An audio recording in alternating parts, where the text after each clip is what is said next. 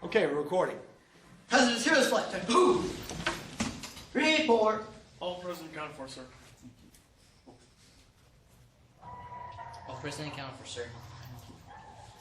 All present accounted for, sir. All present accounted for, sir, with the exception of Cadet Henry.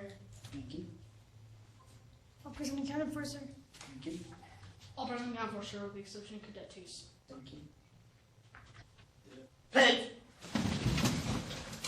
I pledge allegiance To the flag of the United States of America and to the republic for which it stands, one nation, under God, indivisible, with liberty and justice for all. All right, everybody take a seat here, get comfortable. We have a great situation here with Commander MacClain from Navy Junior ROTC and Moon Valley down in the valley. In Phoenix. He is a naval instructor at Junior ROTC, just like I'm an Air Force instructor. This is the 4th hour that he's been with us here today, and he's actually going to have the most fun, I believe, telling you guys about his life story and how he ended up being in the Navy and what he ended up doing in the Navy. So please think about questions. Raise your hands when you'd like to ask questions, and we have a good amount of time to cover it. Okay? All right. Good afternoon. Boy, what a quiet group. They're scared of you, just like they're scared of me, right? Well, it's gonna lighten up here in just a moment. I was a lot like you guys when I was in high school. I had the same kind of interest you guys have. I kind of maybe did some of the things that some of you guys did that I should have done differently. For example, I wanted to go to the Naval Academy.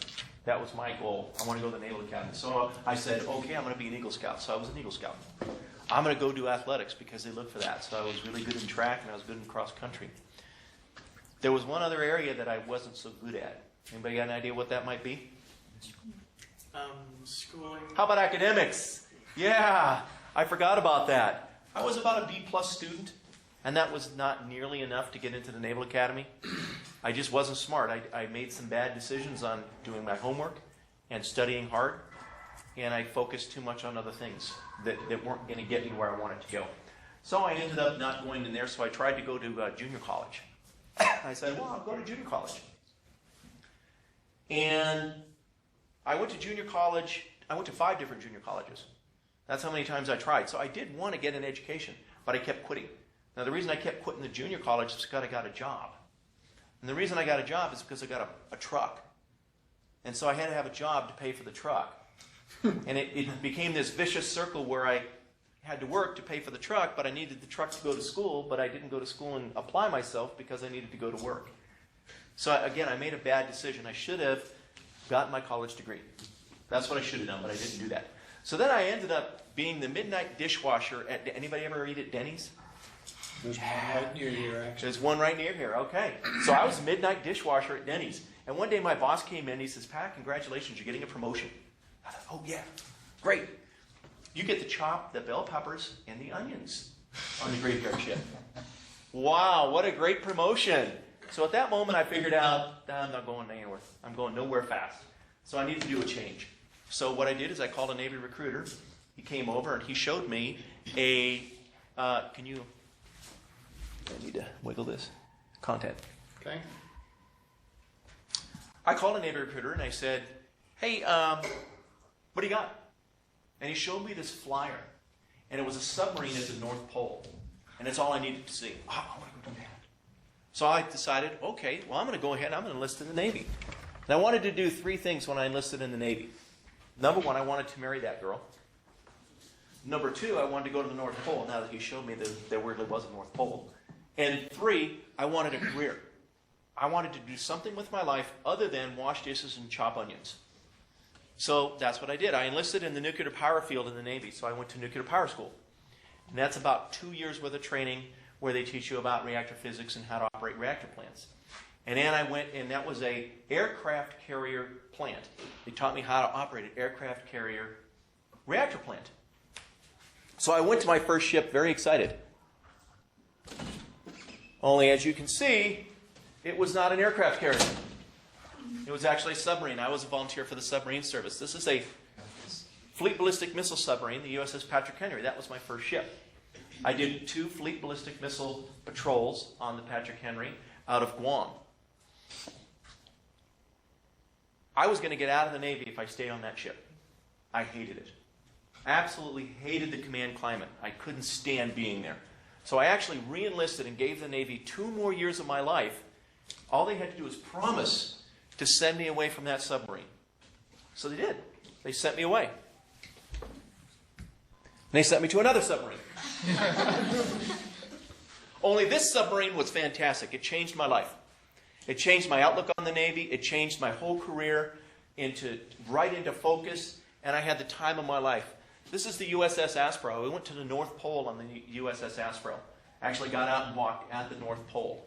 Now, my job when we went up there was, when you get there, you got to go out of the top of the ship here because there's no way of getting that ice off the ship. So my job is they tied a rope around me. And they put me in this suit so if I fell through the ice that I wouldn't freeze to death. And I went out on the ice and I jumped up and down to make sure that everybody else could come out without breaking the ice. So I'm not sure if they thought I was that important or not. I don't know. So we went out on the out at the North Pole and had a great time. And it really changed my whole perspective on what I wanted to do with my career. I had gone and taken over a division that it was in an area that I didn't even do. Wasn't even a nuclear power. And that's how I ended up going out on the ice, because I needed to show them I could be a leader. I needed to show the Navy I could be a leader. And that's what happened. They gave me that opportunity. So then, for shore duty, so that was my first 8 years in the Navy. Actually, first 7 years in the Navy. Then I went to shore duty. And my shore duty was at a performance monitoring team. And that team was in Pearl Harbor, Hawaii. And my job was to go ride at sea all the submarines and tell them how to fix things that were broken on their submarine and analyze their equipment. So my shore duty was riding submarines at sea. Go figure. It was a fantastic job. I really had a great time. While I was there, I made E7. So I had promoted really quickly through the enlisted ranks and got up to chief. That was about after 8 years. And while I was on shore duty, I earned my college degree. I actually went at night and did it the hard way. You guys can avoid that. Do it right after high school. I did it at night, and I got it done. And then I went to the USS Hawkbill, another fast attack submarine. It was in a shipyard. So I worked there for about a year, and then I got promoted into the officer ranks. I got a commission. I had applied for it. The top 1% of the Navy can apply for a commission. You go in front of a board, and based on your enlisted performance, they'll decide whether or not you can be an officer. And you don't need to have a college degree. It's not required. So that's what I did. So when I went to the Hawkbill, they said, well, now that we have you, we need to send you someplace important.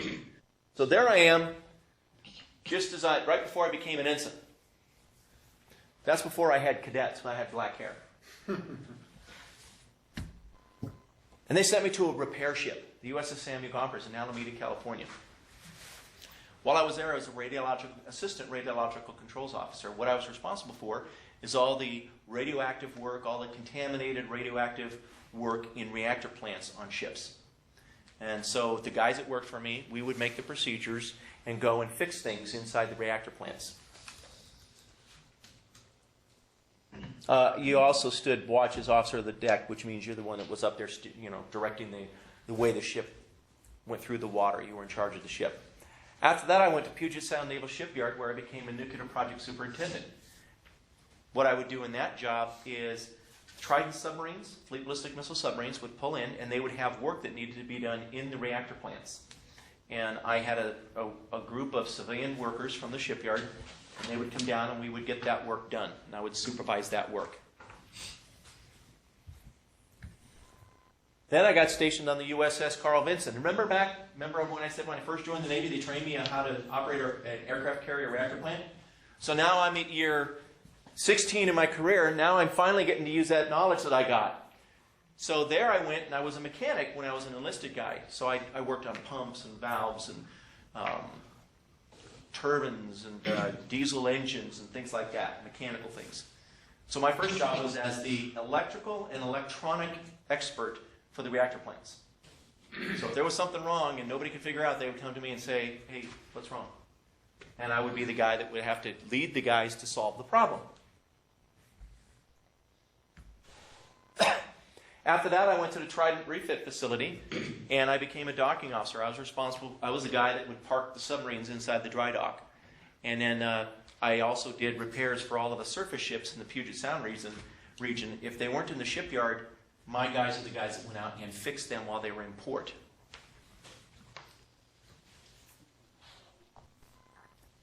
Then back onto the Carl Vinson again. Only this time, instead of being the electrical guy, I'm the mechanical expert. I was a reactor mechanical assistant. So all the mechanical systems on the reactor plant were my responsibility. The watch that I stood, or the thing that I did every day there, is engineering officer of the watch. We had 2 reactor plants, and I was responsible for how they were operated while I was on watch so that we could support the air operations of the aviation community. So that was 25 years. And after that 25 years, there was this certain lady that said, okay, that's enough. It's time for you to retire. So after 25 years, I left the Navy with the end of the story, my high school sweetheart, still at my arm. So I was pleased to have that naval career. It made all the difference in the world to me, to my wife, to my kids. They moved 14 times while we were in the Navy. 13 of those 14 moves occurred before they were in the 8th grade, but during their lives. So they moved a lot. Who's got a question for me? Feel free. Yes? Did you enjoy your experiences as being the nuclear or the radioactive mechanic? Did I what? Enjoy your experience? Did I enjoy it? Absolutely. I had a blast. You know, you deal with some really complex, difficult problems, and you get to figure out the solution, then you get to go make sure it works. So it was a lot of fun. And the camaraderie that you have with your shipmates, it's really bar none. I still communicate with and regularly exchange cards and stuff with people that I served with way back in the 1980s. Yeah? What made your experiences with the first submarine so bad? The command climate. The chain of command. My CO, his saying was, enlisted people, you use them up and throw them away. And they did. They used people up and they threw them away, and it was just a horrible, horrible experience. You know, just long hours of work, a lot of time away from the family. By the way, the Navy did fix that. He actually was fired. So, but I didn't want to wait around for that. So I was glad that I went, because when I went to the next ship, it was completely different. So I didn't make a rash decision and say, okay, that's it, I quit. I went someplace else and it worked out really well. Yeah. What did you enjoy more, being on a submarine or on the aircraft carrier? Oh boy, that's a good question, and I can't pick one or the other, but I can tell you what I enjoyed about each. Submarines, the camaraderie, the closeness of the crew, and the types of missions that we did, the things that we did while we were on the submarine and while we were at sea, was just a blast. I mean, running into Santa Claus at the North Pole was fantastic. Okay, but being able to say you went to the North Pole, that's pretty neat. Not a lot of people get to say that. So that I really wanted to go do that. So that was fun. And the operations we did on the submarine. And the food was fantastic. The surface ships, it was nice to go to the ports that we went to. And the creature comforts of being on the ship when you were at sea were much better on a surface ship than on the submarine. Yes? How old were you when you first started working? How old was I when I first started going in the Navy? I was 19. What was it like inside the submarine when you were there? Explain to him in detail about how much space you had. Sure. Sure. On the submarine, that square up there on the wall, that's kind of a little bit bigger than what your bed is. Your bed on a submarine is 2 feet wide. It's about as wide as your shoulders. 2 feet. 2 feet Okay. tall. It's 2 feet wide. 2 feet wide? 2 feet wide. It's about as wide as your shoulders. And then the rack above you, because you sleep in bunk beds, it's 3 high, is close enough that when I wanted to turn over, like anybody ever want to turn over in the middle of the night? Well, if you wanted to do that, you had to wake up, stick your shoulders outside of your bed, turn over, and then get back in again. My friend was 6'3". He slept with his feet out in the hallway because the racks are only 6 feet tall. So it was just 6 feet. When we did angles and dangles is where they kind of fly the submarine like a jet. Okay, so you'll dive down and you'll go back up. When we do angles and dangles, what you would do is lay on your stomach and tuck your feet in behind your mattress, between the mattress and the bulkhead, because the ship would be going down deeper into the water at such an angle that you would slide down on your bed and you would hit your head. And then they would flip it around the other way and then you'd slide down the other way. So you got in the habit of hooking your feet at the bottom of the bed. To this day, I sleep on the edge of the bed with my foot tucked into the end of the bed. It's just a habit I got into because I would wake up otherwise. So I always hook my foot there so I don't hit my head. Submarines, you get about 6 inches below your bed to put all your stuff. So 6 inches by 6 feet by 2 feet. So about, what would that be? 6 square feet? So all your stuff goes in there. So if you want all your uniforms, all your soda pop, all your candy, if you smoked, all your cigarettes, all that stuff goes in that bed. Now, I didn't smoke, so I had a lot more room, and I didn't bring soda. So it was easier for me to have that stuff. When we went to the North Pole, if I didn't sleep with my clothes that I was going to wear the next day under my sheet, they would freeze. So when I got up the next morning, I wouldn't be able to put my clothes on because they would be frozen stiff. That's how cold it was. It was really cold. It stinks on a submarine. Really, really bad. But you can't tell because you're in it. You know how you can get used to smells? So when you're on the submarine, you get underway, and there's people who smoke cigarettes and cigars and pipes, and there's ammonia and cleaning solutions and all kinds of chemicals. And it's all inside that submarine, all closed up. Now, there's a ventilation system, but remember, submarines are supposed to stay submerged where the enemy can't see you. So you don't go to the surface very often and put a snorkel up there and try to ventilate the ship. Every once in a while, you'll go up and you'll ventilate at night so you can get rid of that smell. But you're really just getting rid of all of the stuff that's hazardous. And then you go back under the water again. Well, after 6 months of doing that, when you get home, your wife will make you keep your sea bag on the back porch and won't let you bring it in. And she'll bring it in a little bit at a time and wash it because it stinks so bad. I absolutely love the submarine service, by the way. It was a blast, an absolute blast. Next question. Yeah. About how many people are on each submarine? 120 to 130. Depends on the mission of the ship. A fleet ballistic missile submarine will have maybe 10 or 15 more people. A fast attack, 10 or 15 less than a boomer. You said on the submarine that they had really good food. What was your favorite meal? Oh, Wimps and Gimps. That's Wimps and Gimps is hamburgers and beans. Wimps and Gimps. Wimp is Wimpy from Popeye. We call that Wimps and Gimps. So you would have Wimps and Gimps, and then there was Surf and Turf on Saturday night, which was steak and lobster. I can't stand seafood.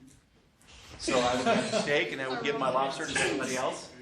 The cooks on submarines are the best cooks in the Navy, and they're that way for a reason. It's because you're under that water for months at a time with 120 of your closest friends.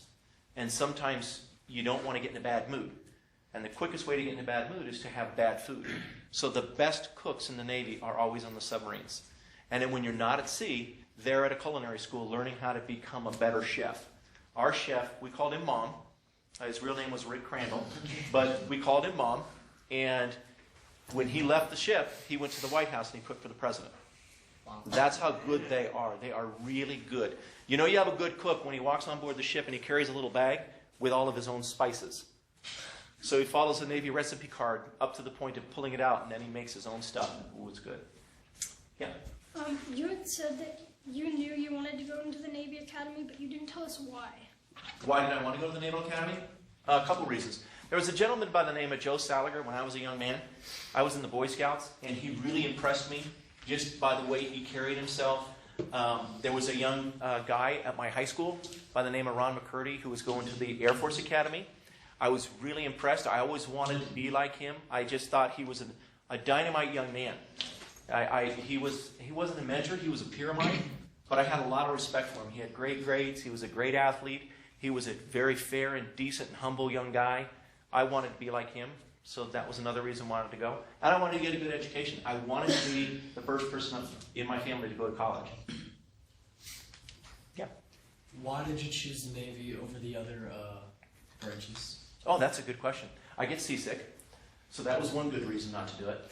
But the reasons to do it, I didn't see myself having the capability to aim a weapon at somebody else and pull the trigger. I didn't see that I could take somebody else's life like that. I just didn't think that I had it in me. My brother was in the Navy, and I saw what it did for him. So I knew that it was a good deal because of the success he had had in the Navy and was still enjoying in the Navy, so I thought that was another thing. I wanted to see the world. I knew the other services, you can see some of the world, but in the Navy, you really see a lot of the world. You go all over the place. I've been to I don't know how many countries. So I was interested in traveling and seeing the world. And I wanted to go to the North Pole. That was one of my 3 reasons. What else? Yeah. What was your nickname? What was my nickname? Well, believe it or not, it was Slim. So when I was in the Navy, it was Slim. When I was on the submarine anyway, that's what everybody called me, except for the CO. The CO didn't call me Slim. He called me Mac. So I don't know why he called me Mac. He only called me Mac once. Tell them an idea of a typical day underneath the water. I mean, typical work day. A typical work day, a typical submarine experience. Okay, a typical work day is your port and starboard watch standing. So that means that you are... Look behind them. Give them a point to port and starboard. They don't know what Oh, that is. you want me to talk about this? Oh, these are brand new kids. Sure. First year. Okay, so we'll say this is a submarine, even though it's a surface ship. But so on a submarine, you're sleeping up at the forward end of the ship. That's where the berthing compartment is. You're there with 35 of your closest friends. And then you go eat, and then you go back after and you work. You have a normal work day where you're going to go and you're going to work on equipment, you're going to do drills, you're going to train. Nuclear power, enlisted nuclear power people attend probably on average 12 hours of classroom training per week while they're active duty. So you do a lot of actual classroom training, and then you do a lot of actual hands-on training. You probably get another 12 to 14 hours of hands-on training in addition to that. So you work for a full work day. And then in addition to that, you have 12 hours per day that you have to be on watch, where you're watching the reactor plant and actually operating the reactor plant. And then in between that, you have 4 meals that are served. Every 6 hours, there's a meal. Well, on a submarine, there is no such thing as like a morning. As soon as you got underway and submerged, we would change our clocks to a special time. And it wouldn't be the same as like 2 in the morning or 2 in the afternoon. We could surface at 2 in the afternoon on our ship. But when we get up on top, it's 2 in the morning and it's dark out. It didn't matter to us because we were in our own little world. What are the questions? I got seasick on the submarine 2 times. 2 times, and that's it in 12 years. That's not bad.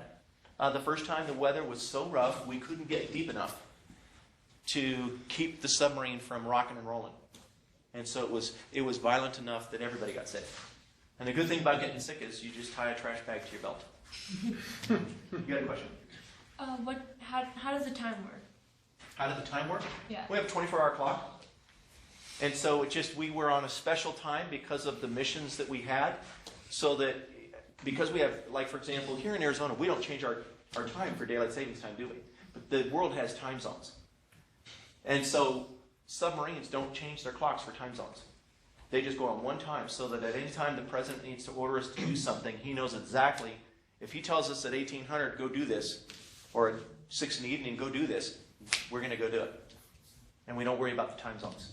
It makes it easy. Yeah? How fast did the submarine go? Fast enough. They go really fast, in excess of 25 knots, which is 28 miles per hour, something like that. Compare that to the aircraft carrier you're on. Submarines are designed to go with the aircraft carrier, so they can keep up with the aircraft carrier. Both of those, the aircraft carrier and the submarine, are both nuclear powered, so if they got to get up and go, they have the power to get up and go. Aside from the North Pole, where was your favorite place where you went? Aside from the North Pole, my favorite place, same answer I'll give you, I give my wife, Hong Kong. I absolutely love that city. It's just so exciting. It's so vibrant. The differences, all the different provinces you can go within the city, Kowloon, and Wan Chai. It's fantastic. How do the nuclear plants work to power the submarine or aircraft carrier? How do they work? What produces the power in the plant? It's uranium. Uranium fissions, and when it fissions, it causes collisions. Kind of like when you clap your hands. If you clap your hands enough, they start to warm up. Well, those collisions on a nuclear level heat up the water. When the water heats up, it converts to steam. The steam is used to turn a turbine, and then the turbine turns the ship's propeller, or it's get converted into electrical energy through a generator. That's how it does it. Once you boarded, went to North Pole and everything, how long would you spend? Like, how many days or months were you there for? Okay, on a submarine, when we would dive, once we dove, we didn't know how long we were going to be gone because the submarine missions are always secret. You don't know you're going to leave till you're on the ship and you leave. You don't know you're coming back till almost when you're coming back. It would be, on an average time, maybe a month and a half, but it was not uncommon to be underwater for 2.5, 3 months. So what did you do? Like, what did the Navy do when they're not on missions? When you're not on missions, you're in port and you're fixing the ship, and you're doing a lot of training. But you would still have times where you would have to stay on the ship for 24 hours, called a duty day. So typically on a submarine, it's usually every third day you're on the ship for 24 hours. And then on those other 2 days, you have normal work days. When you would surface, how long would you typically stay up there for? For the surface ships, there's things called weekly ops where you'll pull out on Monday morning and you'll pull back in on Friday afternoon and you do whatever operations you need to train on. If you go into an extended deployment, like say for example for Iraq or Afghanistan and you're going to deploy, and it's anywhere from 6 to 9 months that you're gone. So it's a little more difficult. One of the other classes asked me earlier, what's hard about that? And the hardest part is when you leave your family and you're walking down the pier. You know, and you look back and your 2 kids are looking through the back window of the car and they're crying. You know, it tears your heart apart because you're not going to see them for 9 months and they're crying. So you get to the ship and you get yourself back together again. You go to work. Who else? Yeah. How much bigger were the beds in the aircraft carrier? Well, I'll give you 2 answers. They weren't any bigger than the submarines for the enlisted guys. Maybe but the guys on the carrier had an extra locker that they could put their hang-up clothes in that we didn't have on the submarine. But when I was enlisted, I was on the submarine. So I was an officer when I was on the carrier. So on the carrier, instead of sleeping in a room with 35 other people, I had one roommate. A 19-inch TV, a refrigerator, my own sink. You know, it was a much better accommodations being an officer. So going to college and being an officer would have been a much better plan than 12 years of enlisted service first. Tell them about the communication with the subs prior to the internet with your wife. Oh, yeah. So we're on deployment, and I'm on a submarine, and my wife wants to write me a letter. Hey, honey, how you doing? The way it would work is because we didn't have the internet. So what she would do is she would write a letter on a special form the Navy would provide her, and she was allowed 50 words. And the word I is a word. So she was allowed 50 words. When she wrote the letter, she would bring it to the submarine squadron, she would turn it in, and the guy there would read it, would read my wife's letter to me. And then he would say, okay, and then he would pass it to the executive officer there on the show duty. He would read it. And what they're looking for is they're looking to see, is there anything in there that's going to make Chief MacClain get upset? Is there anything that's going to bring him distress? Somebody died. Somebody failed a class. Some kind of bad news in that letter. I won't get it. They're not going to send it. So after they do it, they transmit it via the radio. And it goes up to a satellite and it sits there until we go to the surface, put our antenna up, and they dump it down to us electronically. We submerge and they print it out. When they print it out, the yeoman or the radioman types out my wife's letter to me. Dear Pat, it's so great, blah, blah, blah, blah, blah. And then he gives it to the ship's executive officer. The executive officer reads my letter from my wife to me. And he sees if it's going to upset me. If he determines it won't upset me, I get the letter. And I get 8 of those in 6 months. And that's the way you communicate on submarines. Now, I hear that now they can get email. But it's when they go to the surface, they get the emails, and then they go down, they can check their computer on the ship, but it's not like real time. Do they still read it to see if it'll make I don't know. anybody upset? I don't know. I would imagine they do. On the carriers, what was it like working around all the aircraft? I tell you what, the guys that work around the aircraft are amazing. They really are. You know, there's always that camaraderie, you know, that rivalry, you know, like Air Force JROTC against the Army JROTC or the Navy at orienteering and stuff like that. Same kind of thing happens on a ship where it's like, oh, the aviation guys and the engineering guys and the supply guys. When you watch them on the aircraft carrier, though, the aviation guys, the professionalism and the skill that they have to move those aircraft around on that flight deck. There's 85 to 90 aircraft on that flight deck.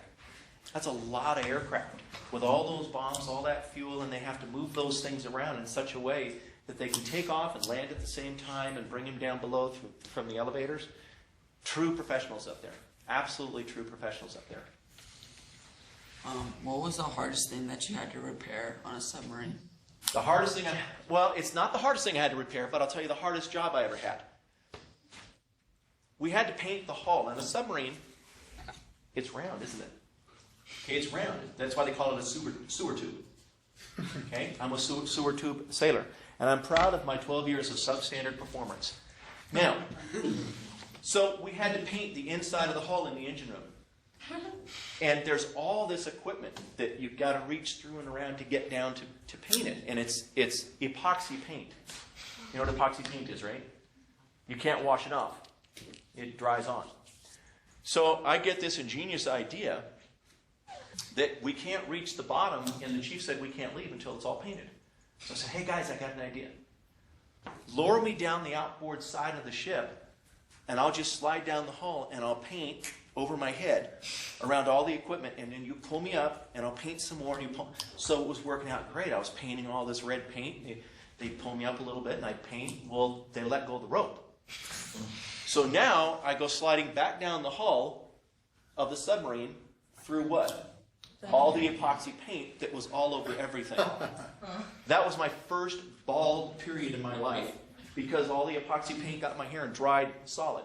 So I actually had to cut all my hair off because the epoxy dried. So that was the hardest because it lasted the longest before my hair grew back in again. Is there any way to like wash your clothes on the ship? Yeah, there's washers and dryers on the ships. They're washed with other people's laundry. You can't wash like your own laundry. It's put in with everybody else's. So on a submarine, it might be 4 or 5 other people's laundry in there with yours. On a surface ship, it might be 40 or 50 other people's laundry in the washer at the same time. So would you just like write your name on all your clothes to Yeah, make your sure? name was stenciled on all your clothes, and then it would come back and you would pick your clothes out. What else? Yep. What would happen, like, say your clothes shrank and didn't fit you? What would you do? Did they have spare clothes for you, or? On a submarine, no. Whatever you have that you brought is what you have. On some surface ships, there's a thing called a ship store where you can actually go in and like, for example, on the Carl Vinson, we call it the 7-Eleven. Because you can go in there, you can buy a Snicker bar, you can buy a soda, you can buy candy, you can buy stationery.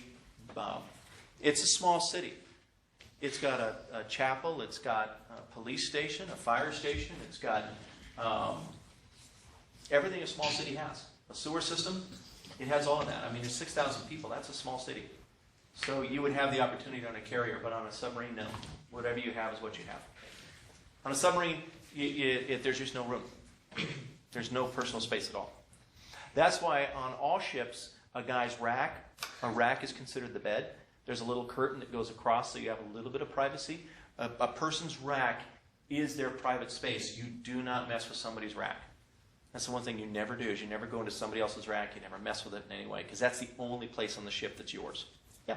Do you guys ever play pranks on each other? All the time. One of the funnest ones is called a trim party. We do it on submarines. So as the submarine's going through the water, it's got to be balanced out, right? And it's submerged. So what we do is when the newest guy gets qualified to drive the ship, so he's driving the ship through the water and we're submerged. What you do is you get the whole crew that's off watch, and you do a trim party. And what it is you run from one end of the ship to the other and try to trick him, because as you're running and he sees that everybody's running in one direction, the ship gets heavy and it starts to go like this. Right? So now the ship's going too deep. So he's got a system where he can pump water and make the back end of the ship light. So he's pumping water, right? I'm going to trick these guys. We're all standing down here. He's pumping all the water here. But he forgets that there's another way to sneak back to the back of the ship. So now he's dumping all this water back there. It's getting heavy. And then we all go running back there, and the ship's like this. And you do like this. So that's one of the funnest pranks. What else you got? Okay, I'll tell you another prank. I had a buddy. He had a football. Every time our equipment would break, he would throw the football to the person. You got the ball. It's your fault. You got to fix it. So I got tired of getting that thing. So one deployment, when I was on the Carl Vinson, I brought a small. Anybody know who Mini-Me is? Yes. I had a very lifelike doll, Mini-Me, that I brought. And so I took a picture of Mini-Me stealing the football. And then I opened a fake email account as Mini-Me. And then throughout the 6 months, I would send him emails from Mini-Me with pictures attached of Mini-Me and the football and somebody else in the battle group. Like, for example, I sent it to the Admiral. The Admiral took a picture shaking hands with Mini-Me holding the football. He took a picture over on another ship where he was on the bow of the ship, like in, what's that show, Titanic?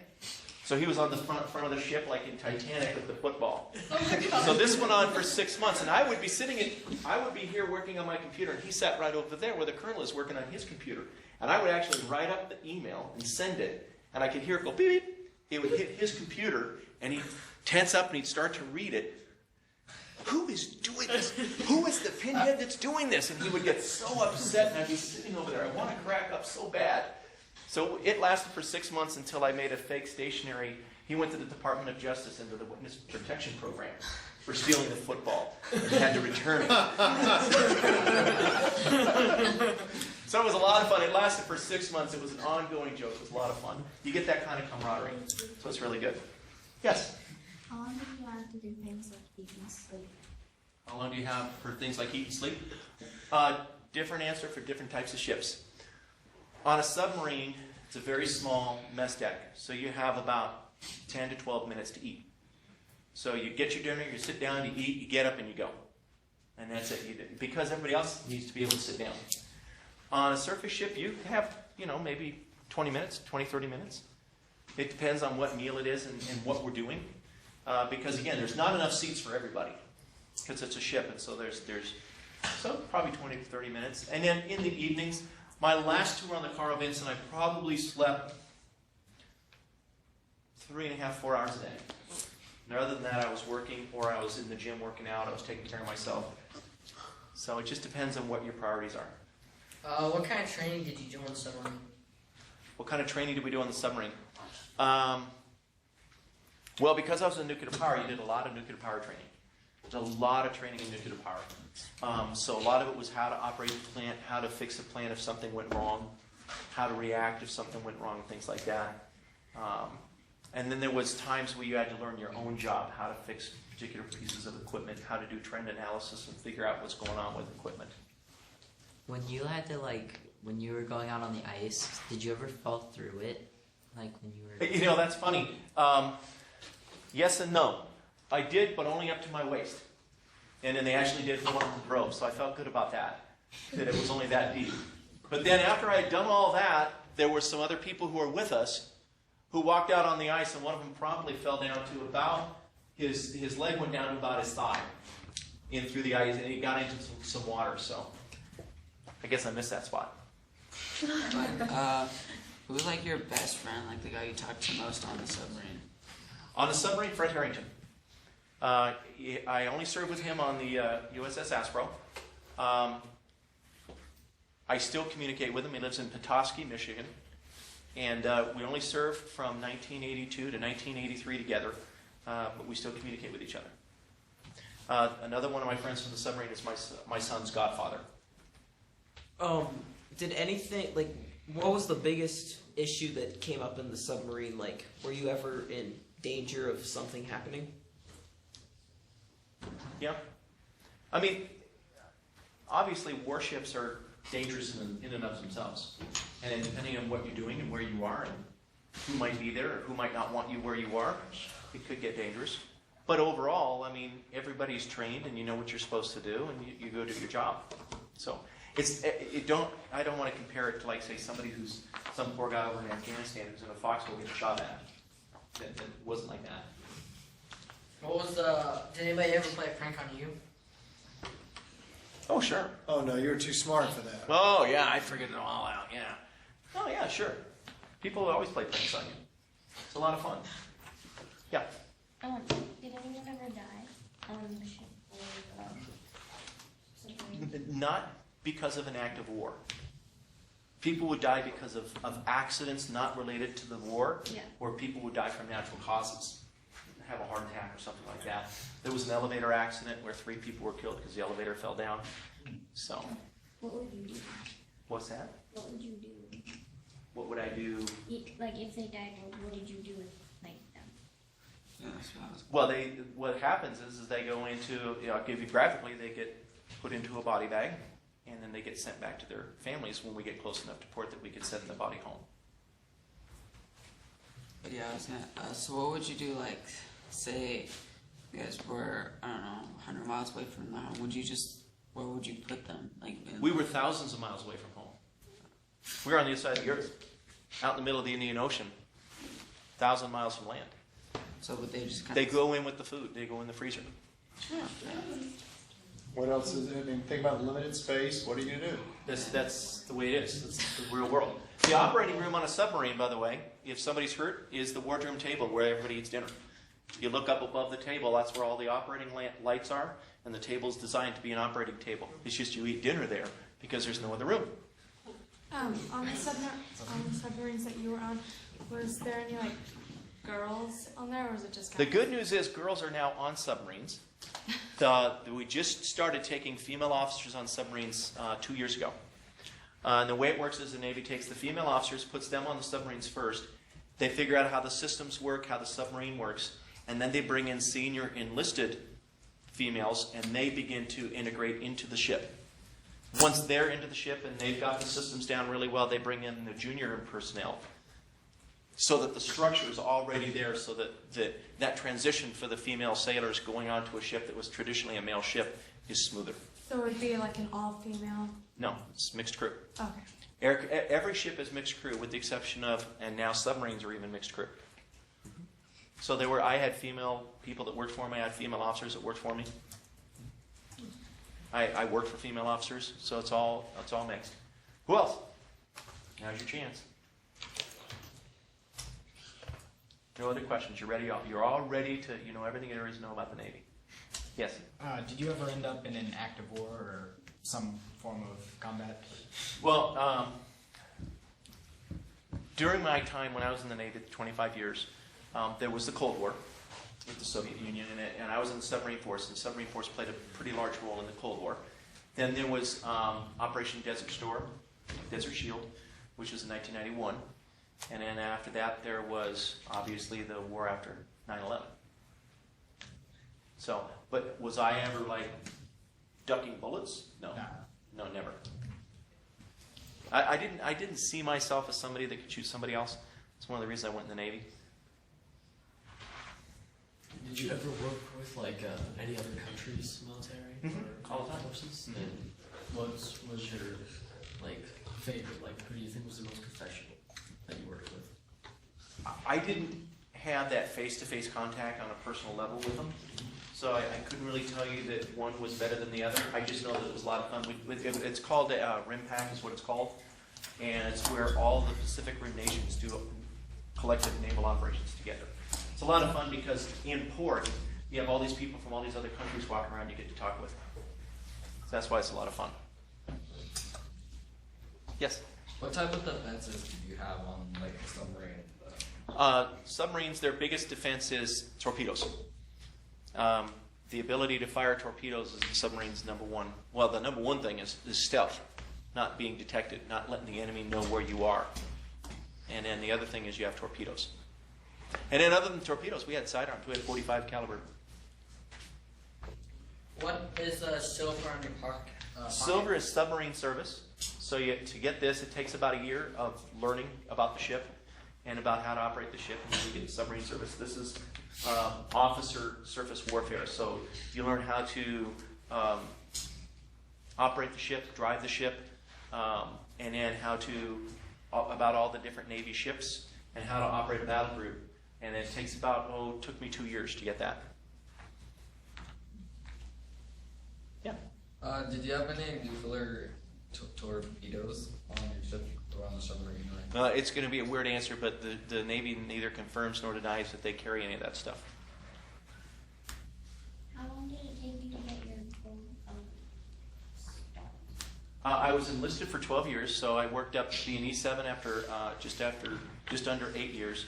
Then I got commissioned at 12 years as an ensign, and then I put on lieutenant commander, which is this rank, at right around year 10 as an officer. So 22 years. What was the standard uniform that you would wear on the submarine or the aircraft carrier? It was the same standard uniform, a poopy suit. Coveralls. I loved them. They were so comfortable. Black boots, and just a set of blue coveralls, and you had your name embroidered on it, and you had your surface warfare, and that was it. Oh, and you had your rank was sewn on the collar. Yeah. What are each of your ribbons there? What are all the ribbons? They're individual awards. Okay, let me since our kids don't see your particular ones, let me zoom in and you go through and just tell them about your uniform. I'll stand still. See, I gotta step this way. Okay. You just stay still. I will get you. Yeah. There we go. So the red and white one, that's a personal award, and that one is I think all branches have that one. It's a meritorious service medal. The one below that, the one next to it, the green and white, is a Navy Commendation Medal. The gold stars on it are like in your uniform. When you get one, if you get another, you get a star. Okay, so those stars are for each subsequent award. The green and orange one are Navy Achievement Medals. The one that's the green with the little stripes, that's a unit commendation. And then there's another one next to it that's another type of unit commendation. The blue and white with the E in it is for being on the best ship in the Navy for that particular type or class of ship that year. It's called the Battle E. So it's a Battle Efficiency Award for the best ship. The red one in the middle is the Good Conduct, and that's for 4 years of not getting in trouble. The one next to it is Defense, National Defense, and then the stars for each time we're at war and you're in the service, you get a star. The next one is for Global War on Terrorism. This one is for Southeast Asia campaigns. Another Global War on Terrorism. This is sea service, so I did 8 sea service deployments. To get it, you have to be gone at least 6 months to earn it. This is Arctic service for going to the North Pole. And this is for Kuwait. Okay, we have about 4 minutes left. One last question, people. Make it a good one. How about asking what's the difference between Navy Junior ROTC and Air Force Junior ROTC? Oh, that's what I was just about to ask. Okay, good answer. Good answer. I'll give you my opinion. My opinion is, other than our uniforms, there's no difference. The cadets are great. The cadets typically are service-oriented. They care about their country. They care about helping others. I find that to be true about my cadets and most other cadets. They're usually outgoing and friendly. Most of them are goal-oriented. They want to go do something after high school. They might not know what it is, but they know what they want to go do something. I think the instructors care about the cadets and their success. And I really think it's just the uniform. I think that's the big difference. What do you think? I think they're pretty much the same. But the uniform's different. Yeah. But they're pretty much the same. Okay. Yeah. What do you guys' uniforms look like? Like that? The actual active Navy officers wear this. Enlisted people wear black pants and a tan shirt. So Navy Junior ROTC. The Navy Junior ROTC and the Navy people. Our uniforms are identical to the Navy uniforms. So it's black pants, tan shirt, black and tan. How do you have a Navy Junior ROTC down in the valley when there's no major water source down there? It's because you're teaching about the Navy. over the summer, we do send kids to sail academies so they learn how to sail off the coast of California. And that's when they get their Navy stuff. They go to California and San Diego and they learn it there. Okay, we have 1 minute. Cadet Carl, why don't you come up and dismiss the class, please? Everybody say good, great things. And we will be leaving as soon as the bell rings, okay? Hazardous materials flight check. Who? Dismiss. Go do great things! All right, please kill the